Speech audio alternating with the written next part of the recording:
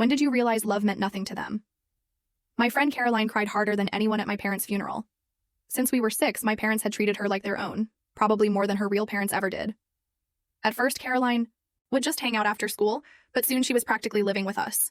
Your house feels happier than mine, she used to say. Her mom would sometimes show up with an envelope of cash trying to pay for her expenses, but my mom would hand it right back. We don't take money for loving children, she said. My dad told them Caroline wasn't a burden. She was family. Eventually, her parents stopped trying. Caroline had her own bedroom, her own Christmas stocking, and a permanent seat at our dinner table. Mom taught her to drive, and Dad even walked her down the aisle on her wedding day. At my dad's 70th birthday dinner, after a couple glasses of wine, he stood up and told us both that we were in the will equally. Family is family, he said. Caroline burst into tears and hugged them tight. 4 months later, my parents passed away, just 3 days apart. We held a small funeral at our home. Caroline pulled me aside, saying I looked exhausted and should rest. She promised to handle the guests. Grateful, I went upstairs to my parents' room, held my mom's shawl, and tried to breathe her in. That's when I heard muffled voices. Through the wall, Caroline's voice. At first, I thought she was crying privately, but as I listened, I heard her laughing. She was on the phone. Yes, Olivia, I'm at the funeral now. Both of them died. Cardiac arrest.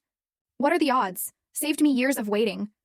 My blood ran cold as she laughed like it was gossip. Half of everything. The house alone is worth $1.2 million. Say hello to your new millionaire. Olivia gasped. They're giving you half? Why? Caroline's voice turned smug.